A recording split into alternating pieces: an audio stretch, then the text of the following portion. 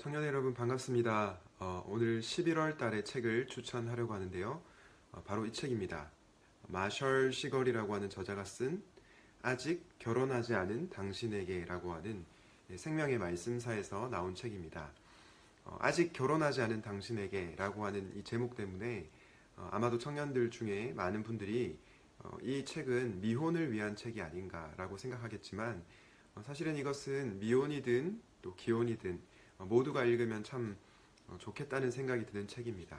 특별히 저자는 우리가 미혼으로 부름을 받았든 혹은 기혼으로 부름을 받았든 하나님의 영광을 위해서 살아가는 것이 가장 중요하다라고 얘기를 합니다.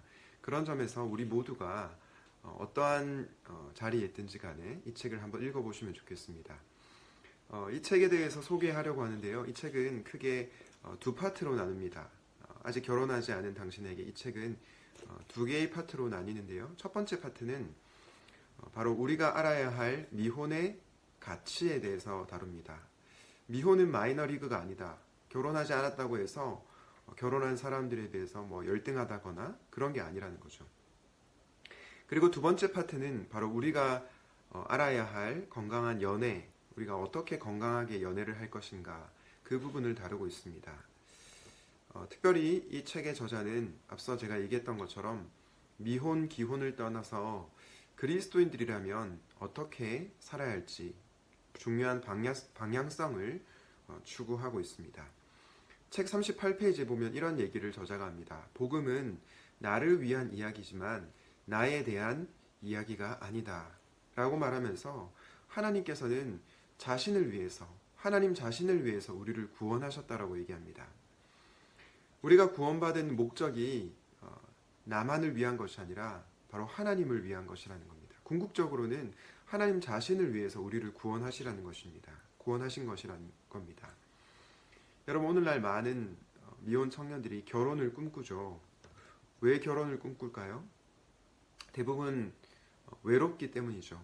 그리고 상대방으로부터 나의 결핍 혹은 부족한 부분을 채우기 위해서 결혼을 하려고 할 때가 많습니다. 그런데 이런 목표를 가지고 결혼을 하게 되면 그 결혼은 불행해질 수밖에 없습니다. 왜냐하면 자기 중심적인 동기를 가진 결혼은 반드시 상대방에게 상처를 주기 때문입니다. 그래서 저자는 이 책의 8번째 챕터에서 배우자를 위한 기도 말고 먼저 자신을 위한 기도를 하라고 합니다. 그 기도에 어떤 것이냐면 제가 하나님을 더 알게 해주십시오. 우리가 에베소서 큐티 1장에 나왔던 부분이죠. 하나님을 더 알기 원합니다. 이런 기도를 드리라고 하고요. 우리가 예수님을 더욱더 닮게 해주십시오. 이런 배우자를 위한 기도 이전에 자기 자신을 위한 기도를 먼저 하라고 합니다. 그럴 때 우리가 더욱더 성숙한 자로서 살아갈 수 있을 것입니다. 저는 여러분들이 결혼을 일부러 기피하지 않기를 바랍니다. 왜냐하면 성경은 이 결혼의 은혜와 풍성함에 대해서 분명하게 말하고 있기 때문이죠. 그러나 동시에 결혼을 우상으로 삼지 말기를 바랍니다. 왜냐? 결혼을 하나님보다 더 높이 두게 될 때 그것은 반드시 타락할 수밖에 없기 때문입니다. 결혼을 하나님보다 더 높이 두지 않는 자들만이 결혼했을 때 행복한 삶을 살 수 있다는 것입니다. 하나님과 깊이 교제하는 미혼 그리스도인들이 하나님과의 사귐이 없는 기혼 그리스도인들보다 훨씬 더 낫습니다. 미혼의 가치를 기억하시고 우리가 어떠한 자리에 있든지 어떠한 위치에 있든지 하나님의 영광을 위해서 살아갈 수 있기를 바랍니다. 첫 번째 파트가 미혼의 가치에 대해서 다뤘다면 이 책의 두 번째 파트에서는 바로 건강한 연애에 대해서 다루고 있습니다. 이 두 번째 부분에서는 좀 더 실제적인 얘기를 하는데요. 이 파트에서는 저자가 우리가 연애할 때 중요하게 세워야 할 원칙에 대해서 잘 말해줍니다. 그 중에 저에게 특별히 와닿았던 부분은 이것이었습니다. 친밀감보다는 분명함을 추구하라. 친밀감보다 분명함을 추구하라.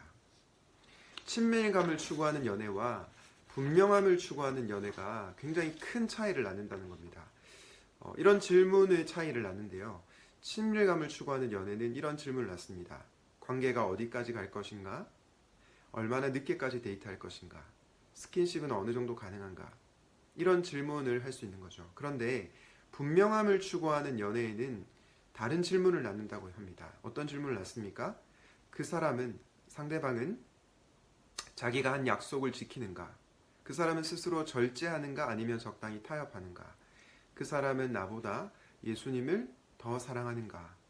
친밀함을 추구하는 연애에서 분명함을 추구하는 연애로 바뀔 때 우리의 질문이 바뀌고 또 우리가 연애를 하는 방식이 달라질 수 있다고 저자는 얘기합니다. 물론 연애할 때 우리가 분명함만을 추구할 수는 없겠죠. 친밀함을 추구해야 합니다. 그러나 분명함이 사라진 친밀함은 반드시 이성과의 관계에 있어서 큰 상처와 어려움을 낳는다고 저자는 지적하고 있습니다. 저는 여러분들이 이 책에 나온 원리를 잘 따르면 보다 더 건강한 연애를 할 수 있을 거라고 생각합니다. 또 한 가지 도움이 되었던 부분은 뭐냐면 연애를 할 때 둘 사이의 관계로 고립되지 말고 공동체의 도움을 받으라는 겁니다. 특별히 신뢰할 수 있는 믿음의 선배 혹은 믿음의 지도자, 공동체의 도움을 받으라는 것입니다. 예를 들어서 결혼 전에 스킨십 진도를 어디까지 나가면 될까? 헤어지고 나서 얼마 만에 새로운 사람을 만나야 될까? 결혼 전에 남자 그리고 여자는 어떤 조건을 갖춰야 할까? 결혼 전에 동거해도 좋을까? 우리에게 이런 질문이 생기죠. 그런데 이런 질문에 대해서 믿음의 사람들의 조언을 귀 기울여 들으라는 겁니다.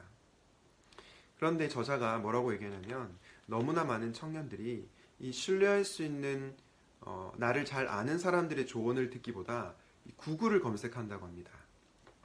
구글 검색기에서 이런 질문들에 대한 답을 찾는 거죠. 왜일까요? 바로 구글이 우리의 욕망을 인정해 주기 때문입니다. 그러면서 251페이지에서 이 책의 251페이지에서 저자가 이렇게 얘기합니다. 구글은 우리가 성장하기를 원하는 것이 아니라 클릭하기를 원한다. 구글은 우리에게 필요한 것이 아니라 우리가 원하는 것을 준다라고 합니다. 여러분 좀 공감이 되시지 않나요? 반면에 우리를 잘 아는 사람들, 믿음의 사람들은 우리에게 어떤 조언을 합니까? 때로는 우리가 듣기 불편한 조언을 할 때가 있습니다. 사실 우리는 본성상 듣기 불편한 조언을 따르기보다 우리의 욕망을 채워주는 말을 듣기를 원하죠. 그런데 그렇게 될 때 우리의 연애가 결코 건강해질 수 없다고 저자는 얘기합니다. 저는 여러분들이 연애를 잘하기 위해서 반드시 공동체 안에, 특별히 교회 공동체에 신뢰할 수 있는 관계 안에 들어와 있을 수 있기를 바랍니다. 교회 공동체 안에서 지도를 받으면서 연애를 하는 사람들만이 우리 주님이 원하시는 건강한 연애를 할 수가 있는 것입니다.